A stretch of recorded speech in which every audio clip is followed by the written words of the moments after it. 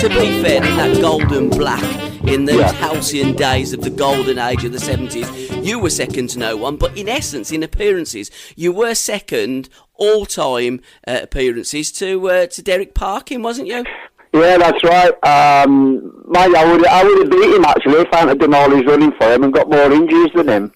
But Derek was, he was a superb player, a great fullback, and a pleasure and an honour to play in front of him for so many years.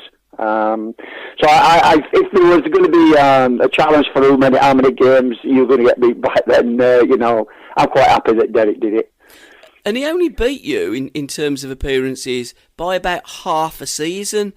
Yeah, I broke my leg, which locked me back for a while. But he also had a period out of the game when he had this heart problem. He had a murmur that he caught in training, and so he came back strong after that. But he missed a few games as well. But that was never an issue about how many games you're going to play. We all had a target before the season kicked off. Every player tried to play every game that came along, trying to avoid injuries, obviously, but to try and play every League Cup game, every FA Cup game, and every league game. That was always our target. So if you got over 40 appearances in, then you'd had a pretty good season. So that was a good way of looking at it from the player's point of view. And it was 1968 in the November that you joined. Derek joined in the February of the same year. So you've got a book out now, Seasons in My Life, which does coincide with 50 years of joining the old Gold and Black. It is, this month. 50 years this month. I don't know the exact date, but Ronnie Allen signed me, and he was sacked within 3 days. So I was his last signing, and but I never had the pleasure of working with him. It's 50 years. I can't get my head around it. Really can't. It's gone so quickly. I've got an idea. Ronnie scouted up Big Cyril as well for the Albion. All right. Okay. Yeah, I'm sure he did, because Ronnie Allen was a wonderful inside forward of the Baggies. And when you were growing up, Wolverhampton Wanderers were the biggest club in England, and to join that club, you must have, for the youngsters today, they were the Manchester City of the 50s, wasn't they, Wolves? Oh, I think so. From where I was in Bradford, at the Park Avenue, yes, Wolves was the first team to play teams from in Europe. They were friendly games, but they, on Verden Spartak and all them, they won the FA Cup, they won the league, so they were a massive club. And I remember seeing them on television, although it was a black and white television I was looking at. They had this dark-looking kit on with, and they looked powerful and strong. And so I always had a feeling for Wolves, and yet, later when I turned 17, I had the opportunity to join them. But geographically, I didn't know where it was. I didn't know where they were. And when I got on the train to come down and sign for Wolves, I didn't know where I was going to end up. I wasn't the best at school on geography, but and every time it stopped the train, I wanted to get off and go home, because my dad had just died when I was 16, and I didn't want to leave my mum and my sister alone. But every time there was something pushing me, and I think that was my dad. And you know what? I'm so glad I stayed on that train that day and didn't get off and go back home, because Wolves gave me a wonderful playing career, and they treated me really, really well. And it was hard work to start with, because as a 17-year-old going into digs, living away from home from the first time, it was pretty tough, and it took me a while to settle down. But the senior players at Wolves, Dugan Bailey, Wagstaff, Dougie Woodfield, they all looked after us, and I have to thank them for putting their arm around me and making me welcome, and that's what they did on the first day. But I was shocked. I was shocked 3 days after signing that the manager Ronnie had left. But Bill McGarry came in, and I didn't really have time to work with Ronnie. But Bill, there weren't many senior players liked him. There weren't a lot of the youngsters liked him. But what we did do, we respected him, and because he made like myself, Daly, Richards, Palmer, Sunderland, half decent players, Barry Powell. So, you have to respect that, and he gave us all a chance. And so he did a remarkable job in the 7 years he was there. That's the sign of a great player as well, Ken. The modesty, half decent players. That team. I mean, Bill McGarry and like you say, Ronnie Allen before built something special, almost out of the ashes, really, of that 50s team. Because when you have a great team like the Wolves were, you have a period of transition, and then together grouped a fantastic unit of players that served Wolverhampton fantastically well throughout that 70s period. Because you were almost the same number 1 to 11, wasn't you? Yeah, that's right. It was the same. It was the same like squad of players picked every Friday, and with Phil Parkes and Palmer, Parkin, Munro, McCall, which was the great back four. Then in midfield, Mike Bailey and Jim McCalliog, myself, all fighting for that place. And then Dugan, Richards, and Wagstaff were the front three, and that stayed together for some time. And I think that was a good sign, really, because if you got a solid team that playing with each other week in, week out, you get to know each other's game, and the spirit and the camaraderie is second to none, and that's what we had. We had that in abundance in the dressing room.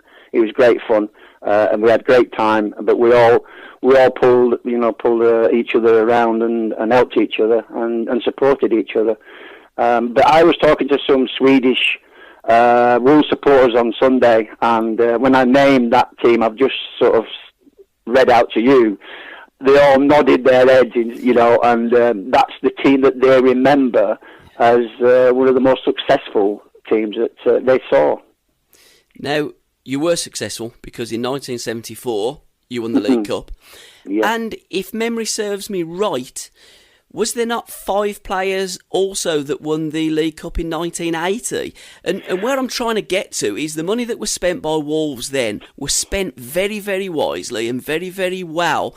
And almost every player that they bought would have got 400-500 almost appearances out of every one of them. Yeah, that's right. We were very shrewd, and they didn't have a great deal of money to spend. But when you bring players in like Andy Gray in '79, we lost a great player in Steve Daly to Man City. I thought that was a great replacement. He was so infectious in the club, in the dressing room, and I was glad he was on our side on a Saturday.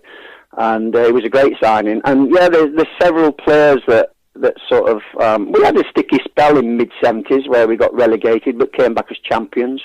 Nobody wanted to leave the club. We just wanted to get back into the first division. We was the numbers or the players that took us down, so we all wanted to get them back, which we did. And then in '79, as I say, and then in '80 we brought Emily News in, and he captained us to triumph in the League Cup in 1980 against Nottingham Forest, who was European champions at the time. So we had players there that continued to play. John Richards played, lots and lots of games with myself and Palmer. All youngsters came through together with Bill McGarry, and it was a wonderful era for us, and it's something that we talk about quite a lot when we get together. Well, we're talking about promotion and champions. I remember as a kid, because it was 1977, wasn't it? Yeah. And I remember seeing all the Wolves players on the pitch, and, because, again, it was a great time, not just for you guys playing in the 70s. I always say the halcyon days of the golden decade. But as a fan growing up in the 70s, it was wonderful to watch, because it was free-flowing football on awful pitches at times, but you made the best out of it. And no more than at that game, the last game of the season, on the 14th of May, 1977. And as a kid, where I'm trying to get to, Kenny, is that I didn't realise how damn important that goal that you scored that day was in British football, not just for Wolverhampton Wanderers. You'll have to... which game was that again? Who was that against? Bolton. It was the game where You and Willie Carr, because the Bolton game, I've got you. Yeah, he'd already done the donkey kick with. Yeah. Well, that was a mistake. I mean, we tried to do that when I said I'll run over the ball, pull to the side of the wall, and chip it over. Because it's easy to hit a dead ball, and it is a ball that's rolling away from you. Yep. But as I jumped over it, I caught it with my foot, and so the ball. Billy went to hit it. He had to check, and then as the ball's running away from him, how he got that up and down over the wall, I keep asking him now, and he said, I don't know. He might have hit a bobble or a mud patch or something, and lift, so I can get my foot under it. And it came over the top, and then I volleyed it in. The keeper got a piece of it, but the power of it went, he took it into the corner. But it was something we worked on, but having touched the ball, that was not worked on, and Willie did was wonderful. And a great player, Willie Carr. Willie was a super player. Because I wondered, I've watched that time and time again, and he just pats you on the back, don't he? Say, go on, some. And then he stops, and the Bolton players come at him, and then he gives it, and actually stopping like that could have made you run onside, and you were just about level when you hit the ball with your left foot, and as you say, the goalie got something on it. But that ultimately, that goal promoted Nottingham Forest, who went on to make football history. It did, absolutely right, and the manager of Bolton, Ian Greaves, who eventually came to Wolves and managed us for the last 3 or 4 months of that one season later on, quite reminded me and Willie about that game.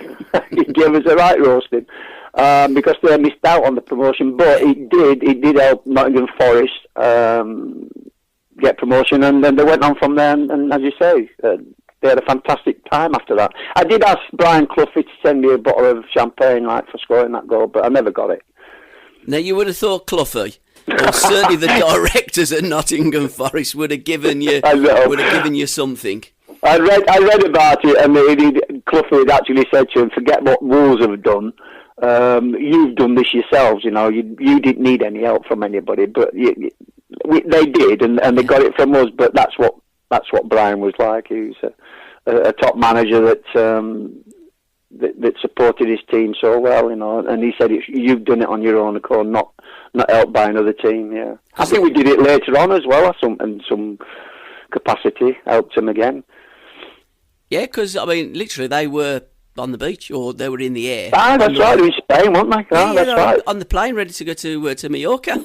Yeah. And the pilot announced that you've just been promoted to the first. Is that right? I didn't realise that. Yeah, because there's a great film called I Believe in Miracles by Johnny Owen. And you were actually on that, with that goal, Wolverhampton Wanderers. Oh, right, okay. The Forest. It's a great film if ever you want to go and have a look at it. Yeah, never seen that, never heard of that one. No, Another brilliant season in your life, and I think for the Hibbitt family even more so, was 1974 when both you and Terry got to cup finals at Wembley. Well, that was, as kids growing up, that was both.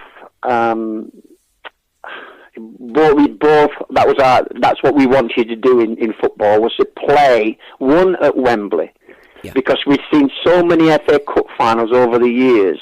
And then winning the World Cup in '66, and my idol Bobby Charlton playing in that as well. Our target was to play at Wembley. Irrespective of what it may be in, it was just a matter of walking out down the tunnel, which we'd seen every year in cup finals. And I went to watch the first cup final in '68, I think it was, when West Brom beat Everton 1-0 when Jeff Hassel scored. I was there at that game. That was my first ever trip to Wembley.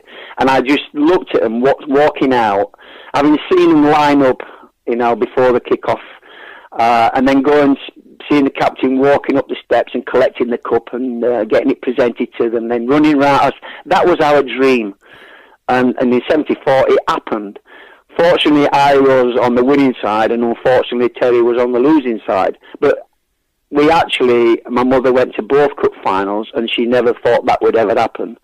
And she saw me score in the 43rd minute, the first goal against Man City, but never saw the second half, because she just kept looking up at the up at the scoreboard, like, and seeing Hibbitt in lights, which she'd never seen before. And of course, tears was in her eyes, and she spent the next 45 minutes just with looking up at the board, you know. And unfortunately, when Terry went, she was asking Terry to emulate what I'd done, score a goal, but they got beat 3-0, and it didn't turn out right for them. But yeah, that 74 was a dream that our dreams came true, and we both were fortunate enough to play in the League Cup final and the FA Cup final in the same year.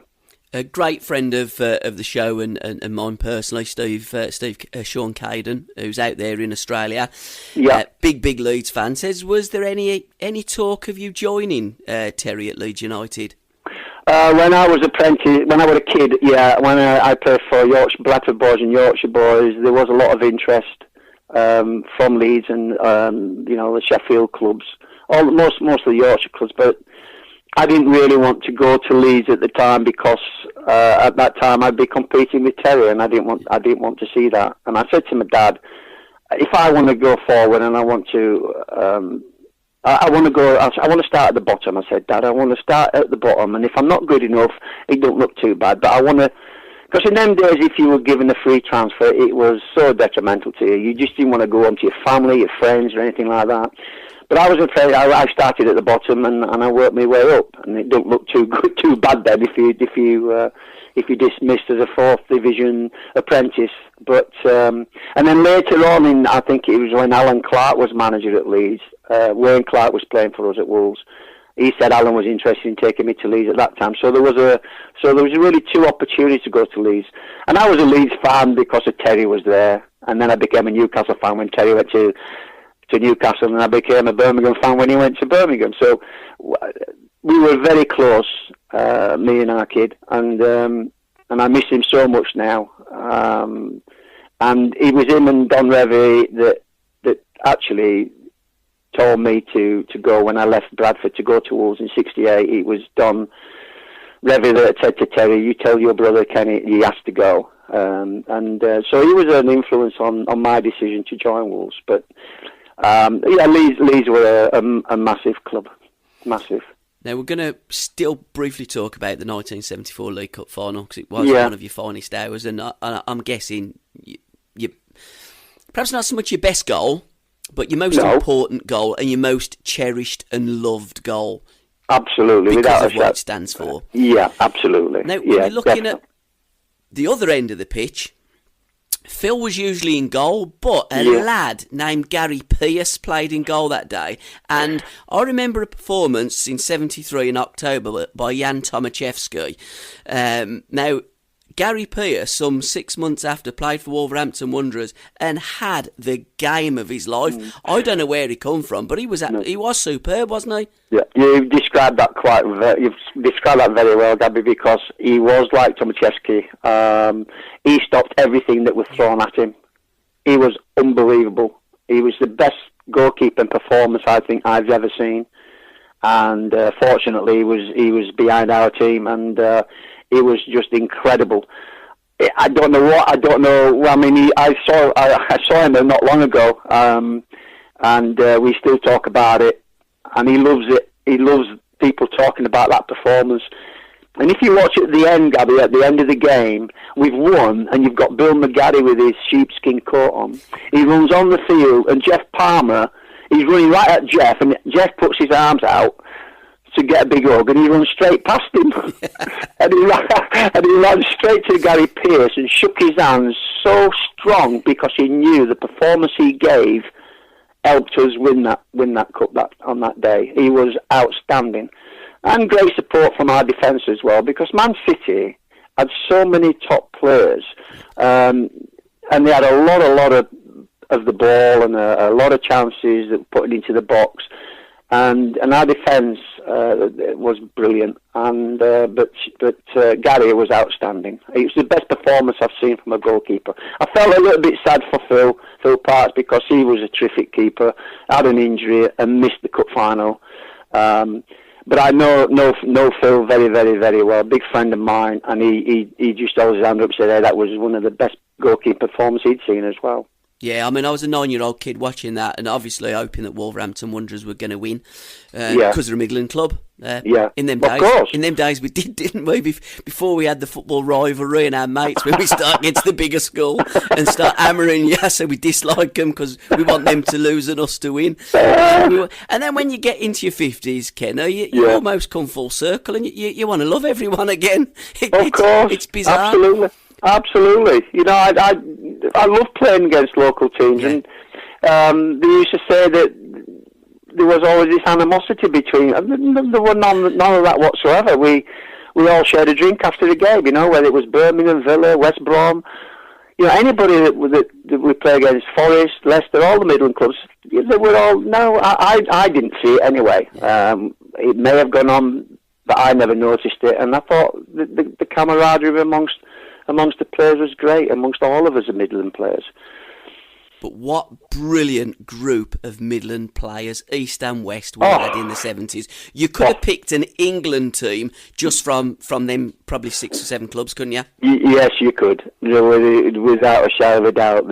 Every team in the Midlands had good players, strong players, class players, hard players. And every game we played against the local lads was always a tough one. We loved going down to London and taking points off the London clubs, but the Midland lads, definitely, you've got it right there, Gabby, that they could have picked an England side out of them. Now, there was in 1975, I believe it was, because it was in memory of the Birmingham pub bombings, there was a game, an England 11 versus a Midland Select 11. Do you remember that game, Kenny? I remember it, but I don't think I played in it. It was at St Andrews, definitely at St Andrews. It was at St Andrews. I'm not sure I played in that game. I'm amazed that you didn't. I'm amazed that you I played in Malcolm Page's testimonial. I remember Malcolm, but I don't think I played in that game. No, I didn't. I would remember if I did. A game you did play, and it was your debut, was your full league debut, wasn't it? Because your debut come against the Albion, where you come on, but your first start was Chelsea away, wasn't it? Yeah, that's right. I came on the last 10 minutes at Molineux. It was the only time I was on the pitch at the same time as Peter Knowles before he retired. And then my full debut was down at Chelsea. Yeah, and in teeming down the rain, absolutely battered down as we came down the tunnel onto the field. And before we kicked off, I mean, there was puddles of water on the pitch all over the place. And then a corner came in, and Peter Bonetti came out for it, punched it to the edge of the box, and I just drilled it in bottom corner on the left foot. That was, again, an amazing feeling. Not because I'd scored, but because there I was playing in the First Division. And somewhere like Chelsea, it was just incredible feeling, and I didn't sleep for 2 days. I kept thinking about the goal and the enjoyment that I had. We drew 2-2 in the end, but I'll never forget that one. Famed for drilling a ball. Was that something that you took from your hero, Bobby Charlton? Bobby, yeah, absolutely. I used to watch England play. I'm a big England fan, and I used to love the way he glided with the ball. And where he smacked 25 yarders in the top corner with left foot and his right foot. And I was always out on the field with Terry. We were both using both feet, but hours and hours and hours and hours, all day long, nearly every day. Every day of our holidays, we were out there with the ball. And I was always Bobby Charlton, yeah, always. Peter Knowles, talk to me briefly about Peter, because you just referenced him. One of the all-time great Wolves players who went to play for Kansas City, found God and turned to the Jehovah's Witness faith, and almost, I mean, it wasn't overnight, but within a certain period of time, he just says, "I'm not playing football no more. I'm giving up," didn't he? That's right. He came in the dressing room and he just said, "Stop swearing. I don't like to hear you swearing." And you said, "Oh, shut up, Knowles," you know. That's the way it was. Yeah. And he just decided that the time was up to stop playing football. But what a player he was. And he was a fantastic player. He used to take the mickey out of him in the gymnasium, spinning the ball back to him. He was sitting on the ball in match days. he was arrogant, he was clever, he was confident, he was a super player, and I would have loved to have played with him. And I think that Wolves lost a great player there, and also England, because I think he'd have played for England many, many, many times. But he regretted ever playing the game. He told me he regretted ever playing the game. That he used to kick people, and he didn't want that to happen. He didn't know where his life was going to take him if he'd have carried on playing, and he didn't like the feeling of that. And you've got to give him full marks to him, Gabby. That he stayed. We thought he'd be back in 6 weeks, but he's now and he's still doing the Jehovah's Witness. But you know, he's the most contented man I've ever met. He's such a lovely, lovely man, and he's quite happy. But it was a loss to football. It was a loss to Wolves, and it was a loss to England. And he was that great as a player. Wolves kept his registration open for many years after he told him he was retired, didn't he? Yeah, well, he had the same feeling as us. He had the same feeling that he'd be back, because he was such a great, and he knew he was a good player. That's why he was arrogant, but he was confident with it. And of course, the club thought he'd be back, but he never did. And they did. They held that contract for some time after. And I would have done the same as well, because we wouldn't have wanted him to go anywhere else. But he would have been an absolute great player for us, no question. And literally would have been one of, if he carried on, one of the all-time England greats. Yep. He was that good, wasn't he? It's just bizarre. And when people say about Peter Knowles, and the young kids will go today, who's Peter Knowles? One of the greatest players that we've ever had. I know. And yet he was a very young man. I mean, he's still a young chap, but he had this, when he walked in the dressing room, he used to strut in there, shoulders sort of, he had such powerful, what's the word I'm looking for, presence, and you knew he was quality. Yeah. You just knew he was just a quality footballer, and you used to watch him play, and lovely touch, lovely silky passing, and the way he moved, oh gosh, he was brilliant. But that's life, and that's the life he wanted, and that's the life he chosen, and he's a very, very happy, contented man. Because another character that you had in them days was the Doog. I mean, Derek was different class, wasn't he? I think he had an ability to rub people up the wrong way. But he did. He was the first one that bought shirt sponsorship in 1976, didn't he? He did, yeah. I mean, he wasn't he the PFA chairman for a while? Yeah. So he had he's quite an intelligent man. He wasn't that well liked from a few of the players, but I got on okay with him.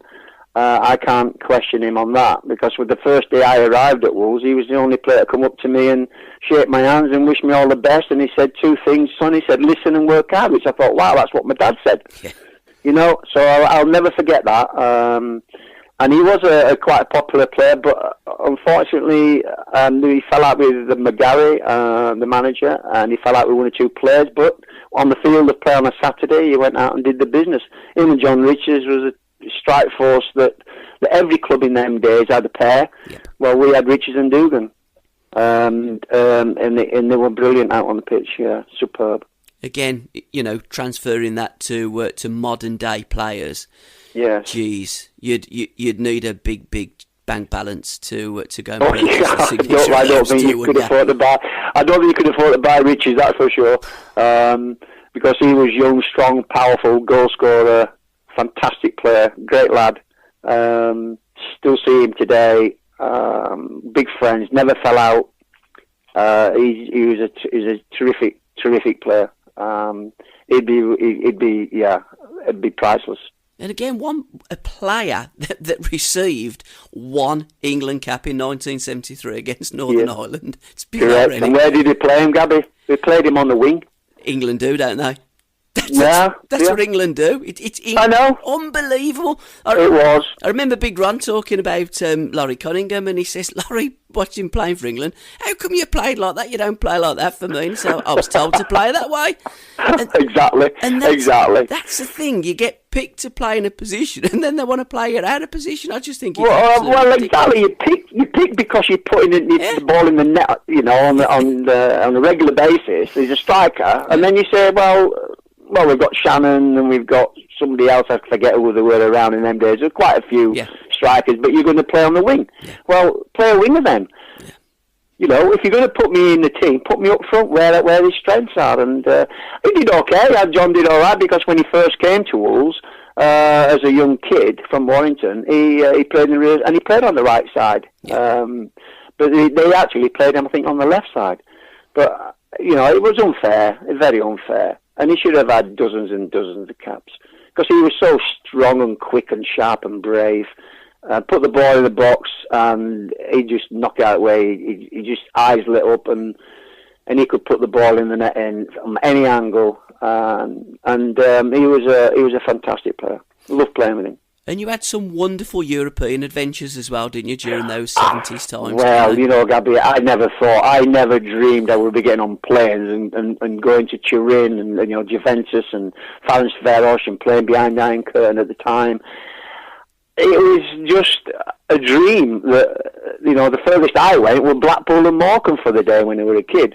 And there I am in 70, 71.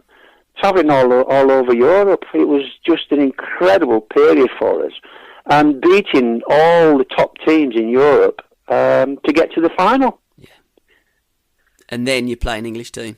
And then we played an English club and got beat. I think AC Milan, or I think it was AC Milan that beat Tottenham in the semi-final. If we had beat Tottenham, I think we would have beaten AC Milan as well, because it was a two-legged final. And I remember the great John Charles took us, he looked after us when we went to Turin, when we played Juventus. And he said something like, if you get a result here, half the team won't bother to come over to England. Because none of these European players wanted to play against that's why we were so strong in Europe in them days. None of them wanted to come over here because the game was so tough and so strong and playing on the pitches we played on. I'm not saying they didn't have muddy pitches over there, wherever they are in Europe, but and we drew. And you know, about 4 or 5 of their players didn't turn up at Molineux. We beat them and got through to the final. So if it had been in Milan and we'd have played over there in the first leg and got a half-decent result, then half their team would have come to England and played it in the second, and we might have picked the cup up. So it's a funny one. It was a funny one, but it was a fantastic journey for me. Personally. And again, you know, Juventus. Aye. El Gigante, El Rey, the King, John Charles. I mean, how great a player was John Charles? There's a statue in Turin, isn't there? Yeah, that's right. John, and even the Torino fans called John Charles the King. He was. He would have been second only to the Pope if it were true. Well, he was. I mean, he took us round the shops. I mean, when we went today shopping, we would buy some Italian shoes or something. Some of us could afford it, the teeny ones, but those youngsters couldn't afford to buy them. But they used to bow to him. They used to get down and bow, because as soon as he walked through the door, he was colossal over there. Absolutely colossal. Not just in stature, but in fame. He was, John Charles was the biggest thing that happened in Italy at that time, yeah. And again, a player that kids of today, and what I want to do, what I'm doing in my 70s shows, is remembering the great players and those great days, because with the Premier League, it strikes me that they want to erase all of the most goals, most appearances, all the records, and it's all like what happened since 1992. Yeah, well, I scored over 100 goals for Wolves, and my 100th goal was at Tottenham, and I didn't know that until I got down with Tim Nash, my writer, doing the book, and he said, "Do you know when you got your 100th goal?" I said, "No, I haven't got a clue." He said, "When you played at Tottenham, that's where you got your 100th goal." But now somebody gets the 100th goal, it's all over the place. Yeah. Everybody knows about it, and I'm not criticising that, but it's just the way that it's changed. You know, like you said, they seem to be Premier League appearances, Premier League goals, Premier League this, Premier League that, which, you know, it's still the first division in my eyes. Yep.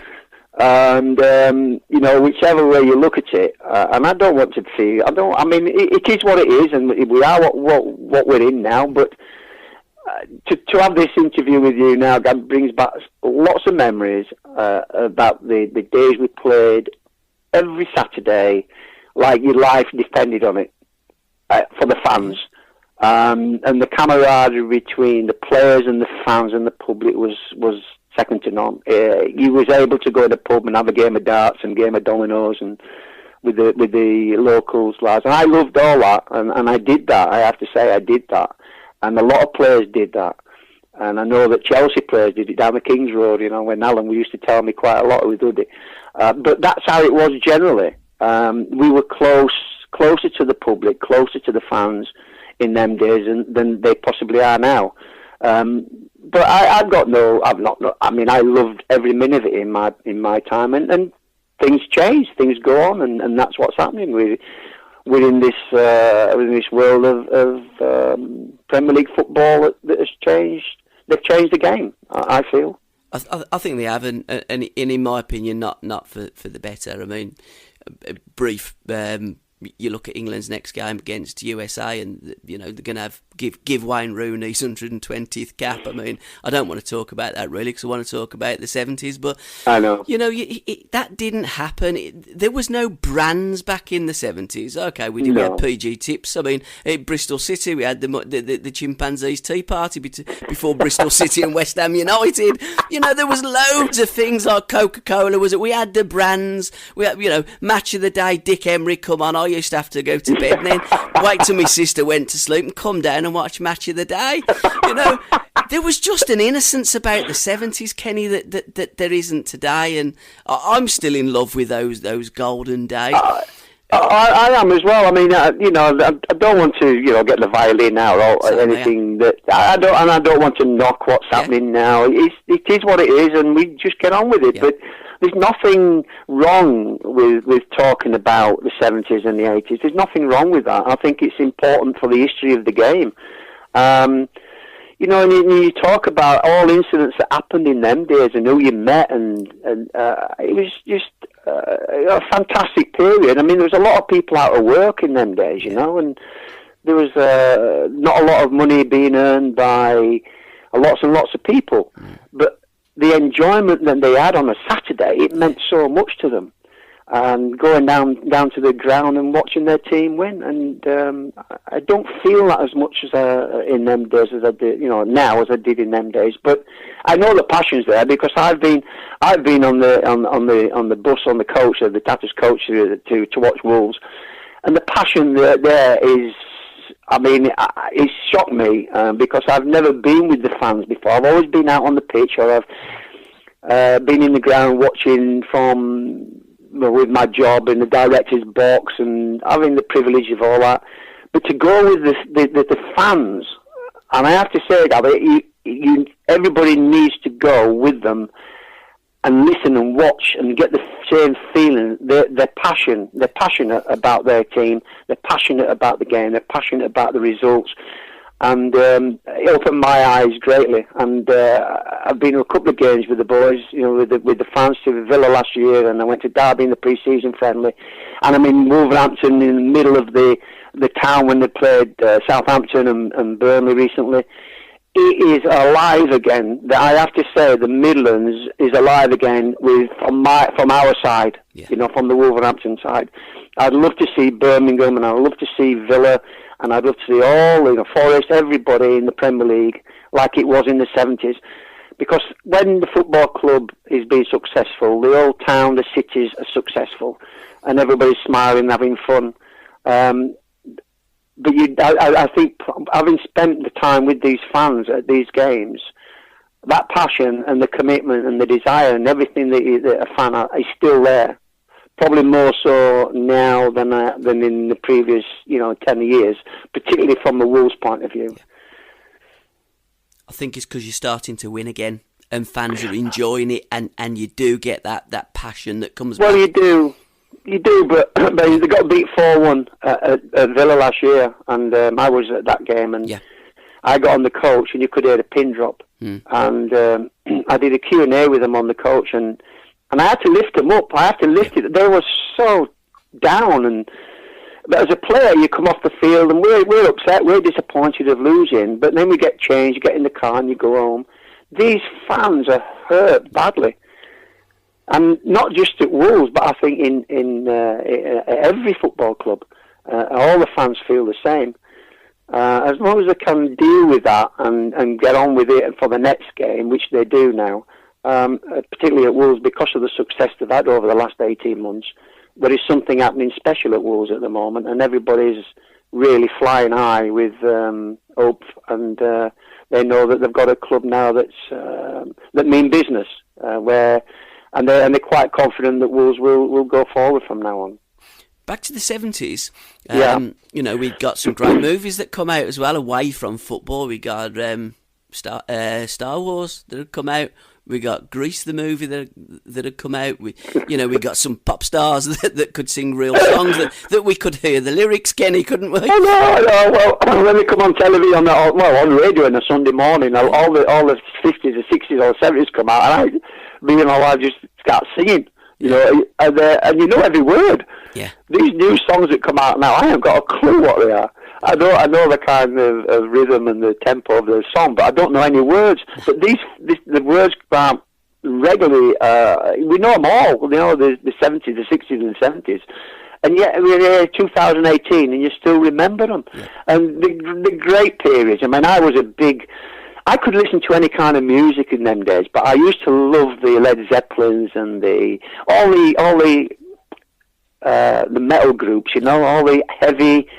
It was great. I have a 1600D, and I'd open the window and put it wasn't a cassette. It was a big double cassette player. It was blasted, And Meatloaf. I remember in the car with Andy Gray. We came off training at Castlecroft, and he had this 2.8 Capri, and he put this cassette in, and it was Meatloaf. And he opened the windows and he blasted it, and we got pulled over by a copper, and we just got a warning, but we had to turn the sound down. And those days was just wonderful, listening to the rock bands and anything that took my eye. I like Motown and stuff like that. So you've got an eclectic taste then of music. You like the heavy, you like the rock, you like the metal, but you've also got that love of the tambourine as well. Because I don't think there's ever a bad song ever produced with a tambourine in it. So I do love my soul music. Bill McGarry was a man of very few words. On your ventures of Europe, did he introduce you to the game of golf? Is that true? Absolutely right. Yeah, we. When he came here as the first manager, as a new manager, he was a good golfer. He played a 4 handicap, and but as we were in Europe, it was one way of him getting the lads out to play golf with him, rather than us going and enjoying the day of golf. So everybody who wanted to play golf or fancied a game of golf, he used to take us to Borders or Brockton, all around the Midlands, and. That's when I really first started to get involved with. Usually we played pitch and putt when I was in Bradford, but he got us involved in the game, and I loved it. And I used to hold the club like a baseball bat, just like I did when I played cricket, and hit the ball, I don't know, 100 yards left, and slice it straight back into the middle of the fairway. And he didn't like that, because he was prim and proper and professional and stood up square and hit the ball straight down the middle. But my ball always seemed to go further than this. He could never beat me, or some of the lads, not just me, but some of the lads. I remember once at Borders there on the 18th green, and not to put in, beat him, shook me hands, and he said, "You don't have your hair cut by this time tomorrow." He said, "You're going to get a week's fine, a week's wages." I couldn't go in, and I had to get into the car and go to the barber's and have my hair cut. That's how strong he was about his game of golf. But that's what started and triggered my career of golf. Yeah, it was somewhere I could go onto the golf course and be completely away from everything. I wasn't a drinker. I didn't go in many pubs. I wasn't a betting man or all like that. I just wanted to go and play golf, and then I met my wife, and her father was a member of the golf club at Penn in Wolverhampton, and we went on from there, and I was a member at Penn for many, many years. What do you play off now, Ken? I play off 2 now. Right. I did get to a stage where I played off scratch for about 10 years. But I met a great guy called Tony Weston at Penn Golf Club, who was a county player, and my first handicap was 16, so I partnered him, and I played with him for years and years and years. And I used to watch how he managed to get round the course, and how he played, and how he swung the club, and I learned a lot of my golf from him. So thank you, Tony, if you're listening. So yeah, and then my son became a professional golfer later in our lives, and so we all play golf. My wife got down to 11, and we play a lot of charity golf. We've raised a lot of money for charities over the years. As I say, it's one place we can go and enjoy ourselves where nobody can bother you. So yeah, I love the game. I'm guessing in the Great Northwest you didn't take Mr. Hudson onto a golf course. Or no, take you? I don't think Alan could play. He never mentioned it anyway whether he could. I think I did play out there actually. I did represent Seattle Sounders at one of the tournaments, and somebody called Keith Jackson. I think he was a big TV presenter or something over there. So they said, because you're a lower handicap, I think it was a 5 then, in 81, 82, and they sent me to play in this tournament representing Seattle Sounders, and I finished second. And I missed the green. Well, he wanted a green jacket out the Masters. He was a maroon jacket by 1 point, and I would love to have come back with that. But I did bring a nice cut glass bowl back from America with me, and so it was a beautiful thing to win as well. But I wanted the maroon jacket more than anything, so I just missed out by a point. But I didn't know. I don't think Alan ever played golf. There was not much talk of him playing out there. No, I must admit, when we talk, and we talk quite often, he's never mentioned golf. What was your time like out there? Because I mean, Al says to me, he says, Paul, I knew he was a good player because I played against him. Yeah. I didn't realise how good Kenny Hibbitt was until he come out and joined us in Seattle. He says he was some player. Well, I felt the same. I hated playing against people like Alan because he was such a smoothie runner with the ball, glide past you. His brain was working overtime. He saw things very early. He should have had 100 caps for England, like a lot of players, like Oddle and that. There was a lot of great midfield players around in them days. But Alan, I used to admire him a lot. But I admired him even more in 82 when I went to Seattle, because I played with him. And wherever you were on the field with the ball on the pitch, you looked up and Alan was there. Alan wanted it off you. So if you were in a tight situation, Alan was there. He was always round the ball, always wanted the ball. I've never known a player want the ball as much. Willie Carter played with a lot for 7 years, and he was a similar type of player, always round the ball. But Alan was a smooth running player with a great football brain, and a wonderful player to play with. And Stevie Davey was in midfield with us as well. So it was a nice trio of us. And it was a real privilege to play with him out there. I didn't realise how the level and the standard was great. It surprised me. It was pretty high. There's a lot of good players out there in the States. I remember joining them. They were third from bottom, I think, when Alan Hinton signed me. And there's only about 3,000 people watching us. And then suddenly I got there, and things started to change. I'm not saying it was me personally, but that's how the Americans fans saw it. We started to win games, and we ended up with nearly 30,000 watching us, and we ended up winning the league. And then I scored overtime goals against Fort Lauderdale in 2 games that took us to soccer ball to play New York Cosmos. So it went extremely well for me personally. But having players like Alan around you, and Daly and 1 or 2 of the other ones, and like Peter Ward played up front, and there were several of the English lads there, Roger Davis as well.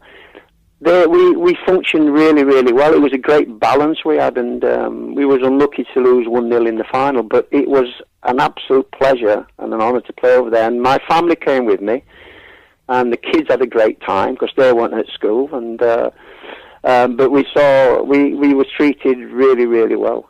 But it was a great 3.5 months, and we still talk about it this day. Yeah. And that one goal that you scored was some goal, wasn't it? It was right outside the box. It was a right-footed strike. Well, Fort Lauderdale. Oh, sorry, I think you lifted it with your right, didn't you? I turned it. Yeah, he came out. Yeah, the commentary. I've got a replay. Yeah, the goalkeeper. He came out to me at the edge of the box, and I took it on my right foot. Then I pulled it onto my left foot as a defender came in, and then volleyed it into the bottom corner. And the commentator said he got a piece of it, but it was too strong for him to keep it out, you know. And that was the overtime goal that took it to soccer ball. So the American fans just took to me so well. Coming back from Fort Lauderdale when I scored the overtime, when I scored the fourth goal, we beat them 4-3 to bring them back to Seattle. I got off the plane and I couldn't get to my family because the fans just poured in amongst you and the cameras and. I'd never experienced that before, and it was a terrific period, terrific time. But people like Alan that helped me along when I got out there, super. And I can't let you go without talking about the great New York Cosmos, because I mean, they were. I watched a film recently about them. Do you know when they signed Pele, they did not know who Pele was. Yeah. They had not got a clue. It was the geezer owned Atari. He owned Warner. He owned almost half of America. They sprayed the pitch, Kenny, right, green. Pele's come off the pitch, right. He said, "I ain't playing anymore." I said, "Why?" He said, "I've got foot fungus." He said, "No, we had to paint the pitch green for you, Pele." Well, unfortunately, I never got to play against him. He did play that game when I got to the final. Yeah. But what I did do, I met him the night before the banquet where we had dinner with the Cosmos and that, and Pele was there, and I was very fortunate to have a photograph taken with him. And we were looking at it. Only yesterday, my wife said, "Where's the Pele photograph?" Anyway, we found it because it's one that's in my book, and we found it, and he was terrific. But I had a tuxedo on that night, and we got measured for it. But the sleeve was halfway up my arm, and my leg, pant leg was halfway up my calf, and it didn't look very nice. But I met Pele with this on, and I felt awful. But I had a photograph taken with him, and that was one of the highlights of my life. I think he was a great player. I can never say his name. Giorgio Canaglia. Did he play in that game? Giorgio Canaglia. Canaglia. He scored. He's a nutter, isn't he? He beat us 1-0. They beat us 1-0, and he got the goal. Yeah. I mean, Giorgio played in it. You know when you was on about Derek Dougan as a character? Yeah. This bloke was just on a different level. Oh, it was. He was the most psychotic football player ever. I didn't know him personally, but he got Ken Furby the sack.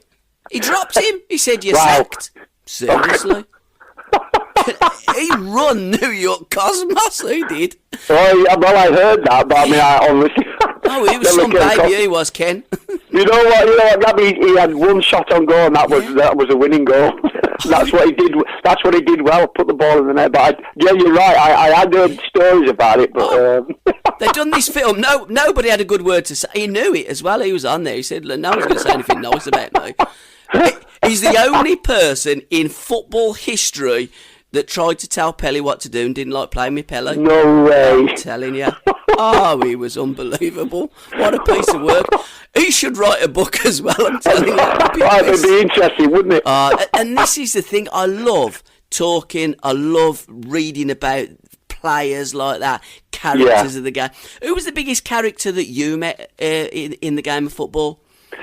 Oh, I mean, there was several around. I mean, every team, every club had characters in their team and in the squad or in the club. Mm-hmm. It's very difficult for me to pick one out, Gabby. It really is. Characters depends which way you want to look at which kind of character we're looking at. Because I look at it this way. Every team had a hard man, and they were characters for me. Every team had hard men in their teams, and they were the ones that led the team forward. But Tommy Smith was a great character. You know, he can tackle you, he hurts you, he picks you up, he asks you if you're okay, and then he'll say, You'll say, yeah, I'm all right, Tommy. He'll say, right, because there's another one coming in a minute. There's another tackle coming in a minute. Things like that. But there's not one in particular that I could actually say to you now who was the biggest character in the game. I don't know. If you could have a one-to-one with anyone, dead or alive, anybody that's ever walked the earth, who would you share a cup of tea with? It won't be a footballer. No? Anybody? Jack Nicklaus. Really? I've always admired Jack Nicklaus. I think that he was a gentleman, a sportsman, fantastic player, always had his feet on the ground, and just made it, he let his game do the talking, he let his golf do the talking. But I'd love that. I'd love to sit across the table and have dinner with him sometime, yeah. And another sport that you were brilliant at, cricket. Did you not play for Yorkshire? I played for Yorkshire schoolboys, yeah, and my best mate was David Bairstow, and we were both asked to go to the nets, the Yorkshire nets, and David went and I didn't. I went the other way, and he was a big friend of mine at school, and I used to stay with him most Friday evenings. We played football in the morning, go and play cricket in the afternoon, and he was very sad when he took his own life years later. But it's great to see his son Johnny doing so well. I'd love to meet him and have a chat with him about his dad, but I've never got the opportunity. I went to Worcester this year to watch him play Yorkshire, hoping that Johnny'd be there and maybe meet up, but unfortunately he didn't play because he'd been so busy with England. But yeah, I had about an average of 95 when I packed it up to play football. But I love my cricket. I played village cricket here in my old local village, and it was lovely. I miss it now, and I still try and get the bat out. I've still got my first bat. It's a Gray Nichols Jeff Boycott bat that I had. Where I paid a £5 for it in 65, I think, 1965, 66, something like that. Yeah, I love my cricket. And Johnny Bairstow, he's out in Sri Lanka playing cricket for England, but he's injured at the moment because they tend to play football as a warm-up. He fell over the ball and hurt yourself. Mad, isn't it? That's their warm-up. That's their warm-up before they play. Now he's out injured. I don't know how long he's out for, but yeah. Mad, there's several players, haven't they, been injured playing football? But they're so fanatical about it. They think they can play out there and just, but they're conditioned to play cricket and not conditioned to play football. But it surprises me they allow that to happen because it's a contact sport. Well, they play in the contact sport, but they're not very good at being able to tackle fairly. They fly in, they don't see the danger. I'm a bit surprised they use that. Mind you, watching some of the performances, I'm wondering about the quality of some of the batting as well. Well, at times. I know we're 7 down, aren't we? Or 8 down, are we? Or are we all out? We often do that, don't we? Middle order collapse as well. Yeah. We've got some great play. I mean, it's a difficult one. From the 2020s, the 50-50s, and then the 50 over. Quick crack, bash, ball up, and then going to test matches. It's a different ball game altogether. The cricket needed the one-dayers. It needed the 2020s. I think it's brought a lot of excitement now around the world, but it does have an effect on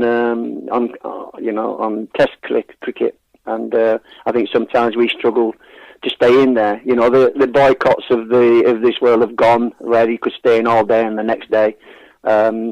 It's a different ball game now, and of course cricket at that time with the 4-day games, county cricket is dialed out 3, and they've had to cut it because of trying to get people into and get excited about the game again. But I think it's caused a problem with the test cricket. Seasons of My Life, the book is going really well. You sold out the first lot. You've got another a batch of books now. You're doing book signings here, there, and everywhere. Who come up with the title, and what was your favourite season of your life? My wife came up with the title. She came up with the picture on the front. She said that emulates you. That's what you were about. And Seasons of Your Life is something that you should discuss because you want just a football. You did cricket and golf and all other sports, but it's all the seasons I had at Wolves, the 16 years that I spent there, plus other places that I spent time with. 5 years. It took me 4 years to write it, Gab. I asked to do one in 1990 when I was managing Walsall by Chris Smith, who I used to work with every day, who covered Walsall Football Club. And I used to have lots of chats with him over a coffee and tea over in my office. And he said, have you ever thought about writing a book? I said, no, I'm not interested. And then 5 years ago, I was approached again by Chris.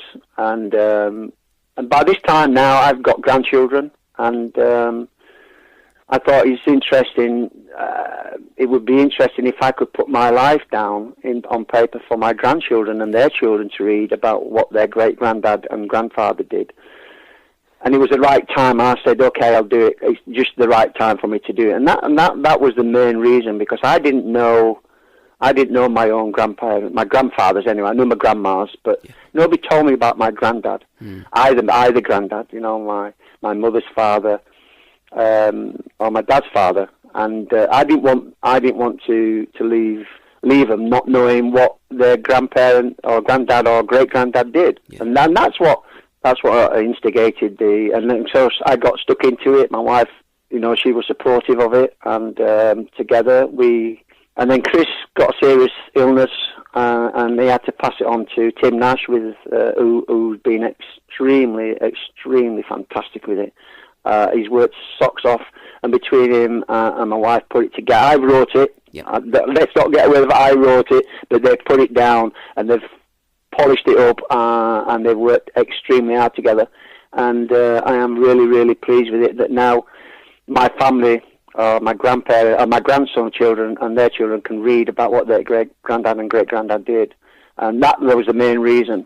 But the interest has been phenomenal. I have met so many lovely, I feel so humble with the comments they make, so many lovely people. When I've been doing my, the writing, the signing nights, and I've met some wonderful, wonderful fans. I didn't realise how much of an impact I had on their lives and supporting Wolves. But this has opened my eyes big time. As I say, I did the Swedish Wolves on Sunday, and they were grown-ups crying because they never thought they'd ever get to see and shake my hands and have a chat with me. And it was just, I brought tears to my eyes as well. So it's been very therapeutic. It's been fun.